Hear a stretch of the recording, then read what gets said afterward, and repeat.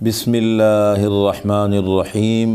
رسول اللہ صلی اللہ علیہ وسلم کے حقوق۔ رسول اللہ صلی اللہ علیہ وسلم کے 6 حقوق ہیں۔ نمبر 1، ایمان اور تصدیق، کہ آپ صلی اللہ علیہ وسلم پر ایمان لائے اور آپ کی تصدیق کرے۔ آپ اللہ کے رسول ہیں، آخری رسول ہیں، تو یہ پہلا حق ہے آپ کا انسانیت پر کہ آپ صلی اللہ علیہ وسلم پر ایمان لائے اور آپ کی تصدیق کرے۔ نمبر 2، عقیدت اور محبت، آپ سے عقیدت رکھنا اور آپ سے محبت رکھنا یہ ایمان کا حصہ ہے، اور آپ صلی اللہ علیہ وسلم کا حق ہے۔ حدیث میں حضور صلی اللہ علیہ وسلم فرماتے ہیں، لا یؤمن احدکم حتی اکون احب الیہ من والدہ وولدہ والناس اجمعین، تمہارا ایمان اس وقت تک کامل نہیں بن سکتا جب تک کہ تمہاری اولاد سے، تمہارے ماں باپ سے میں زیادہ محبوب نہ بن جاؤں۔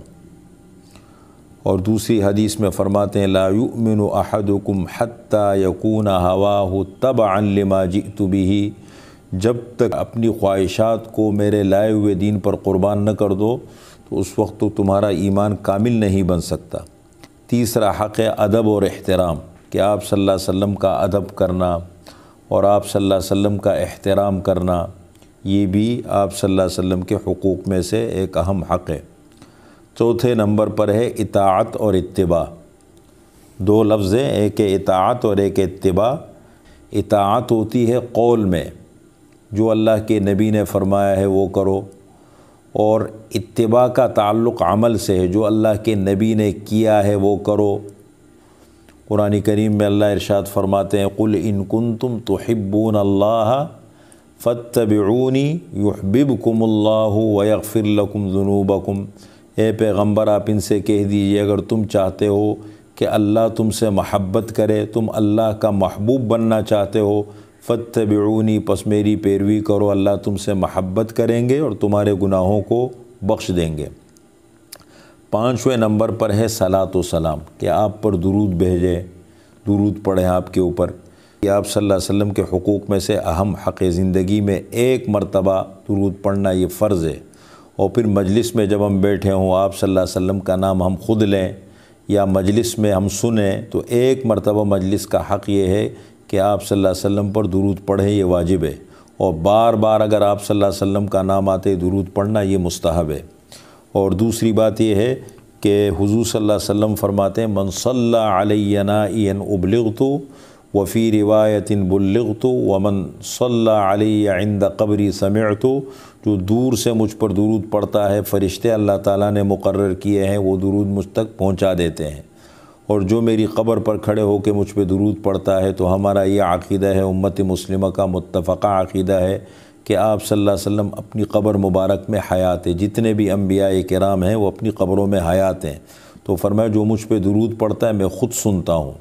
6 نمبر پر صحابہ کا احترام، اس لیے کہ صحابہ کرام آپ صلی اللہ علیہ وسلم کی تربیت یافتہ ٹیم ہے، آپ کی 23 سالہ محنت کا نتیجہ اور ثمرہ ہے جو آپ نے محنت فرمائی۔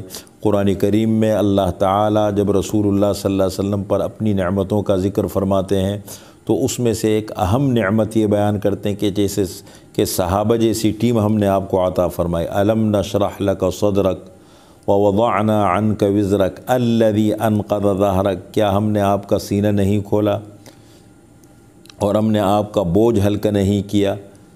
الذی انقض ظہرک، جس بوجھ نے جب آپ کو بوجھل کر دیا تھا، وہ بوجھ کیا ہے کہ آپ کو صحابہ جیسے ساتھی عطا فرمائے جنہوں نے آپ کے مشن کو اور آپ کے پیغام کو دنیا کے کونے کونے تک پہنچایا۔ تو یہ صحابہ کا احترام کرنا، اور پھر صحابہ کے بارے میں سب سے بڑی چیزیں آپ صلی اللہ علیہ وسلم فرماتے ہیں، یہ یعنی دنیا کی تاریخ میں، انسانیت کی تاریخ میں من حیث الجماع، کہ پوری جماعت کا ہر فرد ہدایت کا معیار ہو، وہ صحابہ ہے۔ انبیاء گزرے ہیں لیکن وہ الگ الگ وقتوں میں گزرے ہیں، ایک ہی زمانے میں ایک ہی وقت میں اور ایک جماعت ہو، اس کا ہر فرد ہدایت کا معیار ہو، وہ صرف صحابہ ہے۔ اصحابی کالنجوم بِأَيِّهِمْ اقْتَدَيْتُمْ اهْتَدَيْتُمْ، میرے تمام صحابہ ستاروں کے مانند ہے، جس کسی کی پیروی کرو گے ہدایت کو پا جاؤ گے۔